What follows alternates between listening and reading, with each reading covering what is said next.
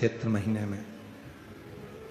वो चैत्र के नए वर्ष का गिफ्ट ही आप लोगों के लिए ये शिव महापुराण की कथा शुरू की है।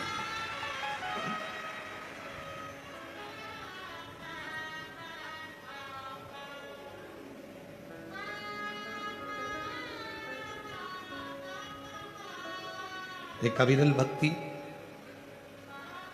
शिव महापुराण की कथा में भगवान शंकर खुद कह रहे हैं, तुम मेरी संतान हो।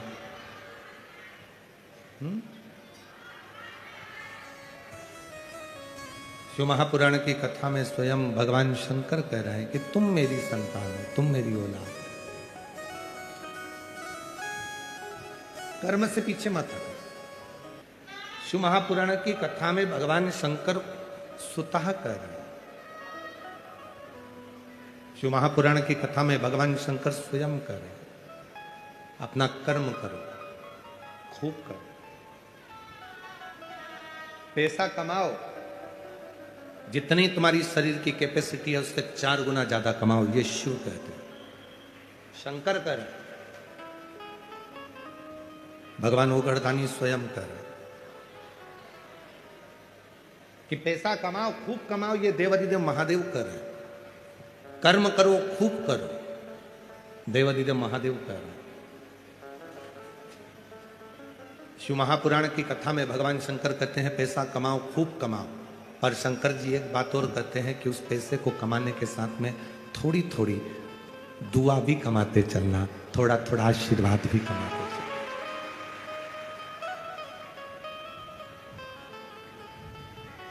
पैसा कमाओ, खूब कमाओ, पर साथ में थोड़ा सा दुआ, थोड़ा आशीर्वाद साथ लेकर चलो। क्यों?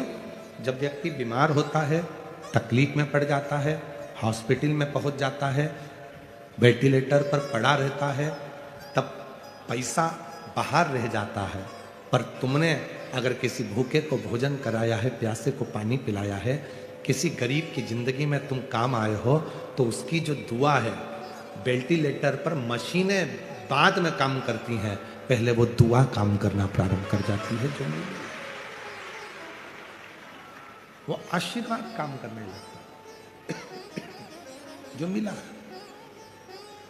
महामृत्युंजय का अनुष्ठान, महामृत्युंजय केवल मौत से नहीं बचाता, महामृत्युंजय का अनुष्ठान हमें काल के भय से मुक्त कराता,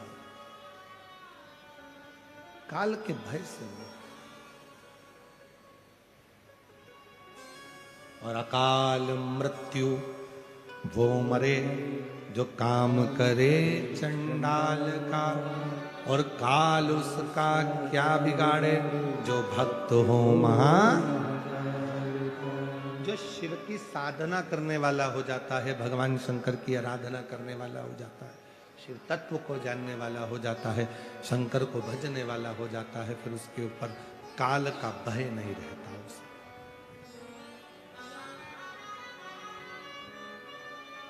फिर उसे काल का भय नहीं है।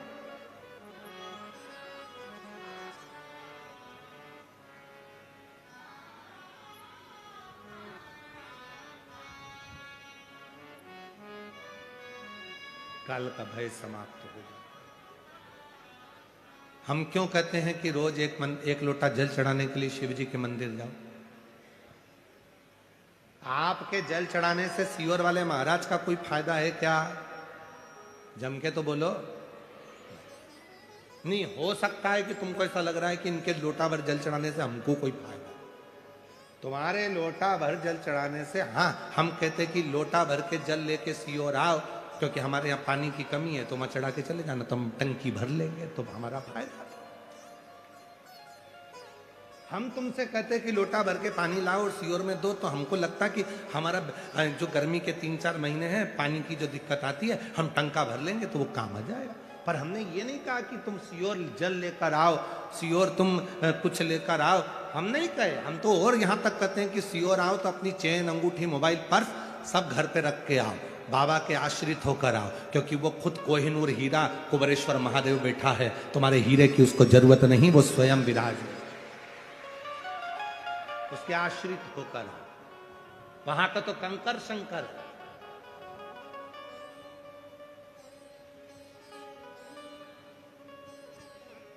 तुम्हारे एक लोटा जल चढ़ाने से सियोर वाले महाराज का कोई फायदा नहीं है।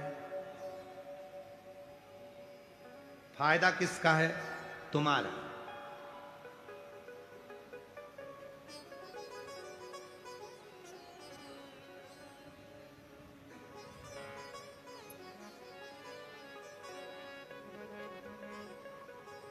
दुख किसका मिट रहा है? तुम्हारा। तकलीफ किसकी मिट रही है? तुम्हारी। परेशानियां किसकी मिट रही है? तुम्हारी। कष्ट किसका मिट रहा है? तुम्हारा। हो सकता है कि इस संपूर्ण विश्व सागर में किसी को तन की तकलीफ हो, किसी को मन की तकलीफ हो और किसी को धन की तकलीफ हो। उसकी पूर्ति कौन करेगा? मान लो अगर मैंने बना भी दिया इस संसार सागर को, ब्रह्मा जी कर रहे हैं, अगर मैंने बना दिया इस संपूर्ण सागर को, अगर मनुष्य की देह भी बना दी, तो इसका भरण पोषण करने वाला कौन होगा? स्वयं त्रिकालदर्शी शंकर भगवान विष्णु के यहाँ। तो भगवान विष्णु उठकर खड़े हो गए कि भोलेनाथ आए हैं, आइए प्रभु पधारो, आपका आगमन हुआ है नाथ।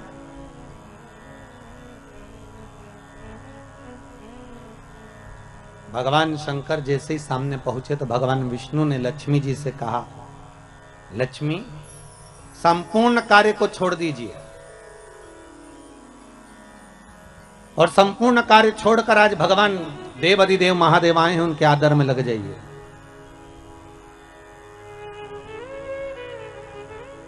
बड़ी मुश्किल से आए हैं,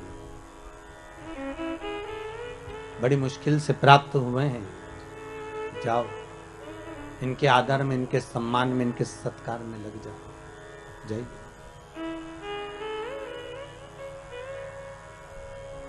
लक्ष्मी जी सबसे पहले अगर कहीं गई तो माता लक्ष्मी ने जैसे ही भगवान विष्णु ने कहा कि इनका आदर करो, सम्मान करो, सत्कार करो, तो लक्ष्मी जी अगर सबसे पहले अगर कहीं गई तो माता पार्वती के पास गई और जगत जननी जगदम्बा पार्वती जी ने पूछ लिया, लक्ष्मी कैसे आना हुआ, क्या बात है, तुम्हारे आने का कारण क्या है, तुम क्यों आई हो? लक्ष्मी जी बोली, पार्वती आज भगवान भूत भावन भूतेश्वर भगवान शंकर, आज त्रिलोकी का नाथ त्रिकालदर्शी कैलाशी अविनाशी शिव बैकुंठ में आए। पार्वती जी बोली कि शंकर और बैकुंठ?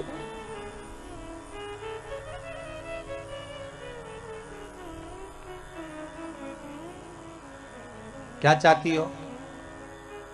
लक्ष्मी जी बोली, बस चाहना क्या है, आपसे निवेदन केवल इतना है कि आप ऐसा कोई उपाय बता दो जिससे शंकर जी प्रसन्न हो जाएं और मैं भूत भावन भूतेश्वर को रिझाऊं कैसे, मैं शंकर जी को मनाऊं कैसे, बस इतना बता। पार्वती जी के मुख से निकल गया कि एक लोटा पानी भर लो और शंकर जी पे उंडेल दो, शिव जी पे चढ़ा दो, बस शंकर तो राजी हो जाएंगे। इससे ज्यादा शंकर को चाहिए क्या?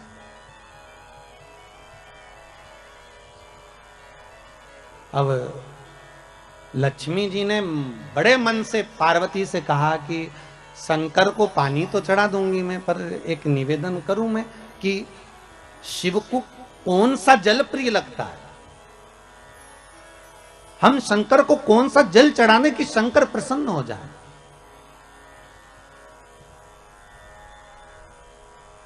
पार्वती तुम्हारे घर में अगर कोई अच्छा जल रखा हो ना तो एक पात्र भरकर हमको दे दीजिए, तो हम शिव जी को चढ़ा देंगे। और शिव महापुराण की कथा बार बार कहती है कि मंदिर जाओ तो मंदिर का लोटा उठाकर मंदिर का ही पानी भरकर मंदिर के शंकर को मत चढ़ाओ। शिव महापुराण कहती है अगर शंकर को जल चढ़ाना है तो अपने घर का जल लेकर। किसके घर का जल? अपने घर का, दूसरी जगह का नहीं।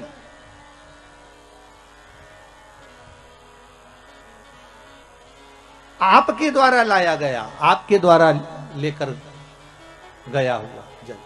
अब पार्वती जी से लक्ष्मी जी ने एक लोटा पानी मांग लिया और वो जल ले जाकर लक्ष्मी जी जैसे ही पहुंची बैकुंठ में, भगवान शंकर को देखा, शंकर जी को देखकर लक्ष्मी जी ने एक लोटा पानी शिव जी पे डाल दिया।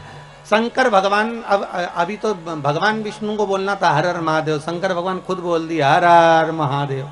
तो जैसे ही बोले हर हर महादेव, तो भगवान विष्णु समझ गए जरूर कुछ गड़बड़ हो गई हो। तो भगवान विष्णु ने पूछ लिया भोलेनाथ जी से, प्रभु क्या बात है, आप हर हर महादेव बोल दिए। शंकर भगवान बोले बात इतनी सी है कि बताओ पानी भी हमारे घर का लेके आइए, जो चढ़ा रही है वो पानी भी हमारे घर का। एक मुखी से लेकर 14 मुखी तक रुद्राक्ष की महत्वता कही गई है शिव महापुराण के अंतर्गत। और एक मुखी से लेकर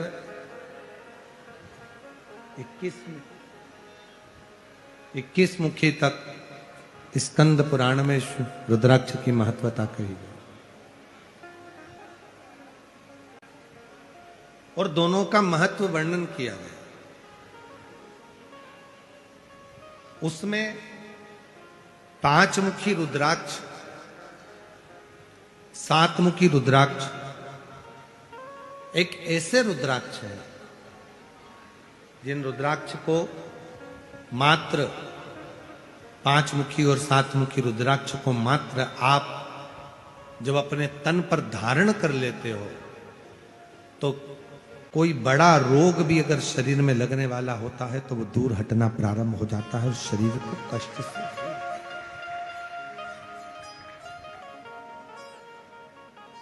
पंचानंद रूपी 5 मुखी रुद्राक्ष जो पंचानंद रूपी है, 5 मुखी रुद्राक्ष जो पंचामुख, यहां तक स्मरण करिएगा, थोड़ा सा ध्यान दीजिए, थोड़ा स्मरण करिएगा। यदि आवाज नहीं आ रही है, पंडाल की आवाज खोलो, नीचे पंडाल में आवाज बढ़ाइए। वर्णन एक बड़ा सुंदर भाव कहा गया। यदि मान लो शरीर में कोई गांठ पड़ गई, डॉक्टर ने कह दिया ये गांठ गल नहीं रही है, दवाइयां ले रहे हो, औषधियां ले रहे हो, और हमने पहले भी कथा में कहा कि डॉक्टर शंकर का एक रूप होता है, डॉक्टर शिव का एक रूप है।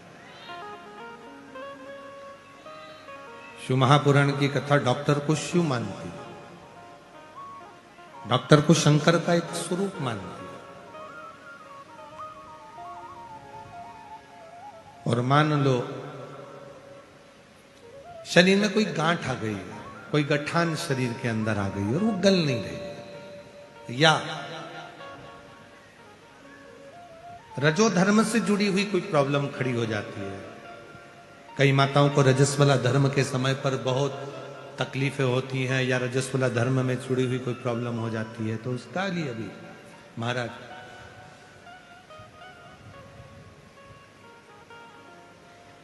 गांठ को गलाने के लिए एक दुर्वा रुद्राक्ष तांबे के कलश में गला दिया जाता है। अगर सीहोर का रुद्राक्ष यदि आपके पास में है तो उसको तांबे के कलश में गलाकर, और उस जल को यदि किसी के शरीर में गांठ है और अगर वो थोड़ा थोड़ा आचमन कर कर रोज 1 चम्मच मात्र प्रतिदिन रोज गलाओ, और 1 चम्मच रोज उस दुर्वा और रुद्राक्ष के जल का यदि वह आचमन करे तो शरीर में जो गांठ होती है वो धीरे धीरे 20 दिन में 22 दिन में गलना प्रारंभ हो जाती है, और शरीर की गांठ गलती।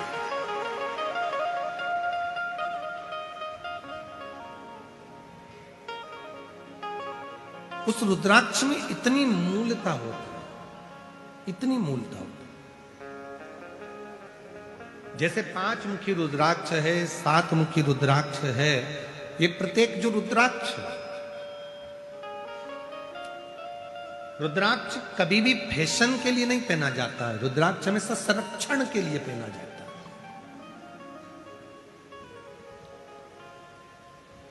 जो लोग विचार करें कि हमने रुद्राक्ष केवल फैशन में पहनना, फैशन के लिए रुद्राक्ष नहीं है,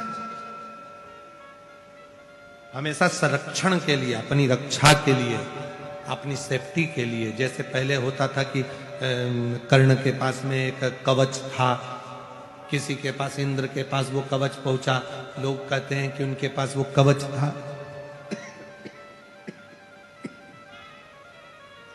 शिव महापुराण की कथा कहती है आप इतना तप नहीं कर सकते कि आपके पास कोई कवच आए, आप इतनी साधना नहीं कर सकते कि आपके पास कोई कवच आए। तो भगवान शंकर ने पार्वती जी से कहा कि मेरे नेत्र अश्रु से जो ये रुद्राक्ष का पौधा उत्पन्न हुआ है और इसका जो फल है, अगर किसी मनुष्य के शरीर पर रुद्राक्ष अगर उसके गले में पड़ा हुआ है तो समझ लेना कि शिव उसका कवच बनकर उसके सामने खड़े हैं। एक रुद्राक्ष।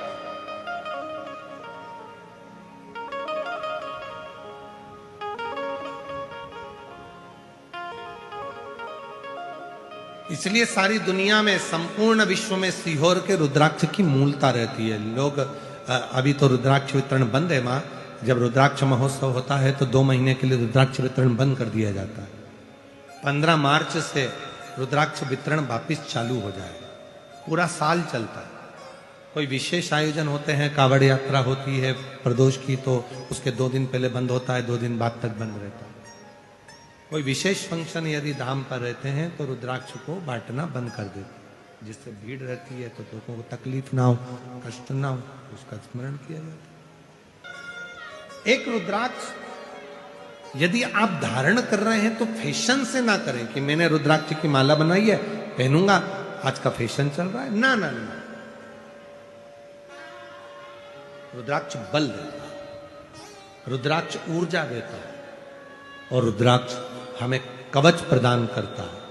कितना सुंदर कहा गया, यदि प्रातः के समय पर, सुबह के समय पर यदि मात्र रुद्राक्ष को हम अपने सीधे हाथ से गले में पड़े हुए रुद्राक्ष को केवल हाथ में थोड़ी तेजी से उसको पकड़ लेते हैं तो शरीर में अगर दिन भर में कोई रोग आने वाला भी होता है तो वो रोग कट जाता है, वो रोग समाप्त हो जाता है। उस रुद्राक्ष में इतना बल है। एक बात और स्मरण में रहे शमी पत्र की, बहुत एक बात और अपने स्मरण में लीजिएगा शमी पत्र की। जैसे शिवलिंग, जलाधारी और स्थान, जब बहुत ज्यादा मात्रा में दरिद्रता होती है, बहुत ज्यादा मात्रा में बहुत कष्टमय जीवन, जैसे एक बहन ने अपने पत्र में लिखा है कि मैं हरियाणा साइड से आई हूं, उन्होंने अपने पत्र में लिखा है मेरे को मेरे टिकट करवाने का भी मेरे पास पैसा नहीं था। जिसने लिखा है अगर वो बैठी हो तो खड़ी भी हो सकती है कि मेरे पास टिकट कराने का भी पैसा नहीं था और मेरे पास में कोई धन दौलत इतनी भी नहीं कि मैं आऊं। मेरे मायके वालों ने मेरी भक्ति को देखकर, एक कोई उनके परिचित जा रहे थे तो उनका टिकट कैंसिल हुआ तो मुझे यहाँ पर भेजा, मैं यहाँ आई। अब जब आपको लगता है कि इतनी दरिद्रता जीवन में है, इतना, और ऐसा नहीं है, मनुष्य के जीवन में बहुत सुख दुख तो चलता रहता है। मानव का देह है, ये तो चलना है, जीवन पर्यान चलना है, सुख दुख चलेगा, यश अपयश चलेगा। लगे तुमको कि हाँ, और आप सबसे निवेदन करना चाहूंगा, आपका मन है कि सीहोर आए, आपका मन है कुबेरेश्वर धाम आए, आपका चित्त है, आपका मन है कि हमें कुबेरेश्वर बाबा के धाम पहुंचना है, सीहोर पहुंचना है, मां सीवन के तट पर पहुंचना है, सिद्धपुर नगर सीहोर की एक एक कंकड़ का दर्शन करना है, 108 शिवालय का स्मरण करना है, चिंतामन गणेश और श्री हनुमान फाटक का, खेड़ापति सरकार का, मनकामेश्वर का दर्शन करना है, भूतेश्वर का दर्शन करना है, कुबेरेश्वर का दर्शन करना है। जब तुम्हारी चित्त वृत्ति में आए, जब तुम्हारे मन में आए, धन भी नहीं है, पैसा भी नहीं है, बहुत दरिद्रता का जीवन है, बहुत दुखी जीवन है, तब बेलपत्र और शमी पत्र का प्रयोग जरूर करके देखना। प्रैक्टिकल करने में कुछ नहीं जाता, प्रैक्टिकल करने में क्या जाता है, करके देखना। उस समय पर जैसे वो कहते हैं ना कि कोई कहने वाला कह दे कि महाराज जी, वो एक महाराज प्रवचन दे रहे थे और प्रवचन में देते देते देते देते किसी ने, महाराज जी प्रवचन दे रहे थे कि मदिरा का पान नहीं करना चाहिए, नहीं पीना चाहिए, गलत है, नाली में पड़ा होता है, व्यसन में पड़ा होता है, ऐसा पान ना करो। एक महाराज का पेचेन वाला खड़ा हो गया, उसने खड़े होकर कह दिया, ओ महाराज तुम इतनी बड़ी बड़ी बात कर रहे हो, तुम्हारा सगा भाई तो पी के नाली में पड़ा, गटर में पड़ा, महाराज जी को क्रोध नहीं आया, समझ थी। महाराज जी ने कहा भैया देख, मैं भी प्रवचन दे रहा हूँ, मेरा भाई भी प्रवचन दे रहा है, मैं मुंह से समझा रहा हूँ कि पीकर लोग नाली में गिरते हैं, गटर में गिरते हैं, मेरा भाई प्रैक्टिकल करके दिखा रहा है कि मत पिया, मत पियो। प्रैक्टिकल वाली बात है। शमी पत्र, बेलपत्र का एक बार जीवन में प्रैक्टिकल कर कर देखना, प्रैक्टिकल करना। जैसे आपको कहा कि आपका विश्वास अगर पक्का है, भरोसा अगर दृढ़ है, और शंकर के प्रति अगर आपका विश्वास पक्का है, आप 7 दिन यहाँ रुके हुए हो, 5 दिन रुके हुए हो, या यहां से अपने घर जाओगे, निश्चित है वो रुद्राक्ष कहीं से भी आए, कैसे भी आए, तुम्हारे पास पहुंच जरूर जाएगा, निश्चित है। और ये कहीं से भी, कैसे भी, किस रूप में आए, कहां से आए, क्या करे, वो उसके ऊपर है, देगा। विश्वास लेकर आए हो, भरोसा है, दृढ़ता है। उस बच्चे ने बोर्ड परीक्षा दी, परीक्षा देकर उसने नौकरी का लगाया, विद्युत विभाग में लगा, विद्युत विभाग में मेरे महादेव को हो सकता है नहीं समझ आई होगी तो रेलवे में लगा। विश्वास, भरोसा दृढ़ होना चाहिए। 2 चीजें हमारी शिव महापुराण की कथा कहती है, एक अपना कर्म करना मत भूलो, मेहनत करना मत भूलो, और दूसरा महादेव पर विश्वास करना मत भूलो। ये शिव महापुराण। कर्म करना मत भूलो, मेहनत करो, दिल से करो। जब लगे आपको कि दरिद्रता बहुत है, जब लगे आपको कि दरिद्रता बहुत ज्यादा है, किराया तक नहीं है, मैं कैसे जाऊं, कैसे उस महादेव के दर्शन पाऊं, कैसे उसकी चौखट पर जाऊं, कैसे उसको नमन करूं, तब उस जगह पर आप एक बेलपत्र, जहां से जलाधारी बहती है उधर एक बेलपत्र, जहां जलाधारी के ठीक विपरीत की स्थिति में, और 7 शमी पत्र मेरे महादेव के ऊपर, केवल आपके हृदय की बात कहते हुए शमी पत्र और बेलपत्र इस तरह से समर्पित। पहले ध्यान रखना, पहले पूरा श्रृंगार, स्नान, पूजन, चंदन, अक्षत, गुलाल, अबीर सब हो जाए, उसके बाद की बात है ये, उसके बाद की बात। एक बेलपत्र इधर, एक बेलपत्र इधर, और उसके ऊपर 7 शमी पत्र के पत्ते, एक एक कर कर चढ़ाना, पूरे इकट्ठे कर कर नहीं, एक एक कर कर बाबा से विनती करते हुए, कांटों से भरी हुई शमी है जिसको तूने निहाल कर दिया, मेरी जिंदगी भी कांटों से कम नहीं है, मैं जानती हूं तो मुझे भी निहाल कर देगा, तू मुझे भी निहाल कर देगा।